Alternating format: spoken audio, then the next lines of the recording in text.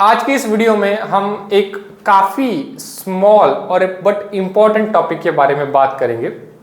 आपको ऐसा लग सकता है कि this is a very silly topic, शायद मुझे ये ऑलरेडी पता हो, but not really. Many of the people do get confuse in this. जब हम ज्योग्राफी पढ़ रहे होते हैं तो वहां पर क्लाइमेटोलॉजी सेक्शन में हमें ये पढ़ाया जाता है कि जैसे जैसे हम एल्टीट्यूड में ऊपर जाएंगे टेम्परेचर ऑफ एयर ड्रॉप होगा। अब बात यह है कि ऐसा होता क्यों है, ये सोचने वाली बात है, क्योंकि अगर आपको एक बार ये चीज क्लिक हो गई कि जैसे जैसे पार्सल ऑफ एयर ऊपर जा रहा है वहां पर टेम्परेचर कम क्यों हो रहा है, तो आपको उससे रिलेटेड बाकी जितने फिनोमेना है उसके बारे में आपको आइडिया आ जाएगा। उसके बाद फिर आप डेंसिटी निकाल सकते हो, फिर उसके बाद आप बाकी वेरियस नंबर ऑफ क्वेश्चंस जो कि क्लाइमेटोलॉजी से आते हैं उसके बारे में आप आंसर कर सकते हो। तो मैं स्पेसिफिकली दो रीजन बताऊंगा जो कि दो स्पेसिफिक रीजन है, और उन दो रीजन को अगर एक बार आप समझ लेंगे तो उसके बाद आप इससे रिलेटेड मैक्सिमम जो क्वेश्चंस है उसका आंसर कर पाएंगे। तो ये काम इसी तरीके से करता है कि पहले हमें समझना पड़ेगा कि प्रेशर आखिर होता क्या है या फिर टेम्परेचर क्या होता है। 11th क्लास में हमें एक फॉर्मूला था PV = nRT। ये फॉर्मूला क्या बताता है? ये फॉर्मूला बताता है प्रेशर, वॉल्यूम और टेम्परेचर का इंटर रिलेशन। अगर इसमें आप देखिए तो pressure is directly proportional to temperature. अगर किसी जगह पर प्रेशर ज्यादा है तो वहां पर टेम्परेचर भी प्रोपोर्शन में ज्यादा होगा। और यही बात है जब हम सी लेवल की बात करते हैं। अगर आप इसे सी लेवल समझते हैं तो अगर यहां पर मैं खड़ा हूं तो यहां पर ऊपर एक कॉलम ऑफ एयर है जिसका वेट इस पॉइंट पर आता है। अब अगर आप मेरे हाथ को इमेजिन करेंगे, इस हाथ के ऊपर एक एयर कॉलम है ऊपर एटमॉस्फेयर तक, और उस पूरे एयर कॉलम का वेट अब मेरे इस हाथ पे पड़ रहा है। अब ये वेट इतना सिग्निफिकेंट नहीं है बट हमारे पढ़ने के लिए इंपॉर्टेंट है।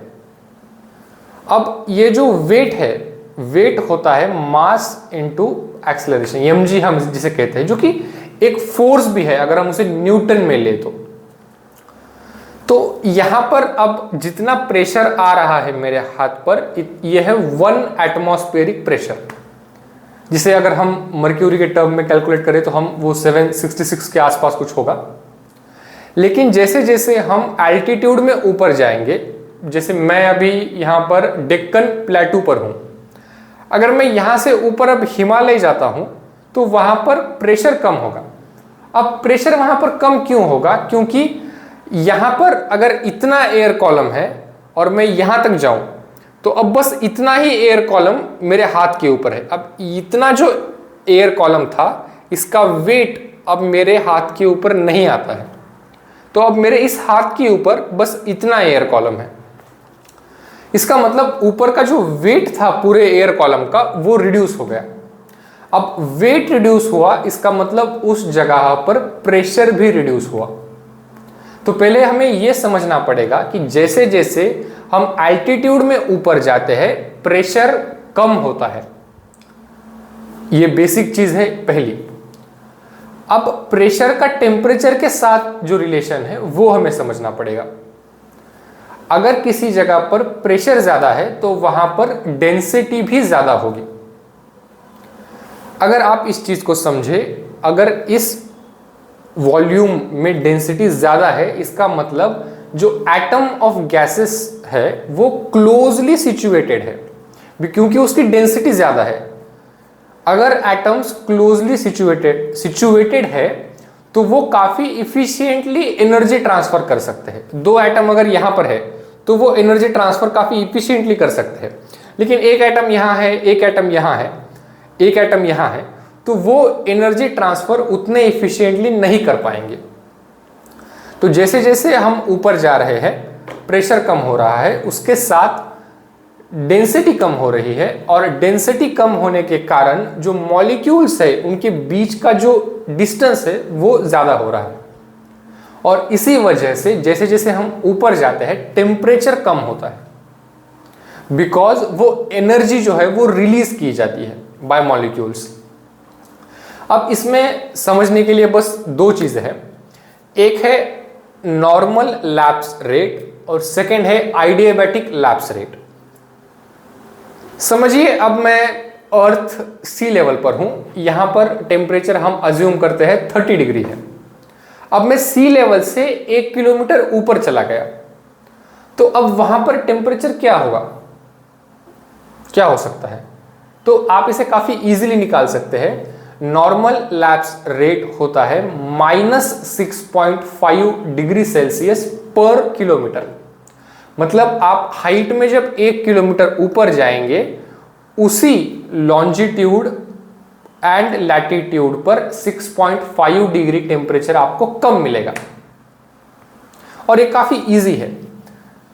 समझिए, अब मैं पुणे में हूं। अब पुणे जो है वो डेक्कन प्लेटू पर है, लेकिन पुणे के ही लैटिट्यूड में आसपास कहीं पर मुंबई आता है, लेकिन मुंबई जो है वो मरीन एनवायरनमेंट है। अब पुणे यहाँ ऊपर है और मुंबई यहाँ नीचे। अगर मुझे एलिवेशन पता है पुणे का, तो मैं काफी इजीली वो टेम्परेचर निकाल सकता हूँ। नॉर्मल लैप्स रेट इसे कहते हैं कि आप एनवायरनमेंट में अगर 1 किलोमीटर ऊपर जाएंगे तो कितना टेम्परेचर कम होगा, और वो है -6.5 डिग्री सेल्सियस। अब सेकंड चीज आ जाती है आइडियाबैटिक लैप्स रेट।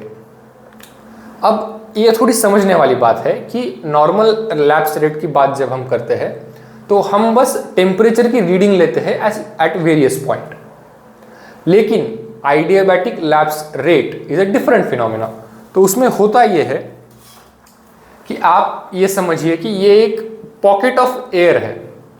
अब विदाउट एनी एक्सटर्नल इन्फ्लुएंस, अब इस चीज के ऊपर किसी भी दूसरे इसका एक्सटर्नल इन्फ्लुएंस नहीं है।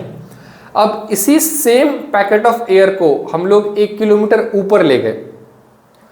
पहली बार हमने ये नहीं किया था, हमने बस नॉर्मल लैप्स रेट में ये कहा था कि वेरियस पॉइंट ऑफ टेम्परेचर पर, वेरियस पॉइंट ऑफ एल्टीट्यूड पर टेम्परेचर क्या होगा।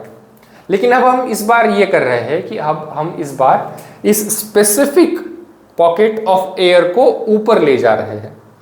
तो जैसे जैसे हम इस स्पेसिफिक पैकेट ऑफ एयर को ऊपर ले जाते हैं, इसका टेम्परेचर कम होता है, और ये टेम्परेचर कम होने का जो रेट है वो है -9.5 डिग्री सेल्सियस पर किलोमीटर। कई जगह पर 10 भी है वो, that really doesn't matter.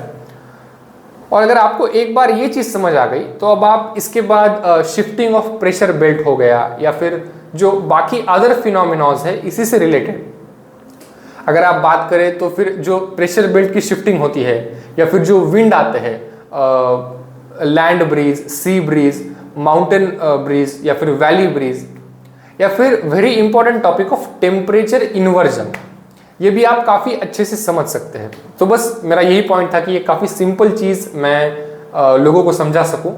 And that's all, thank you.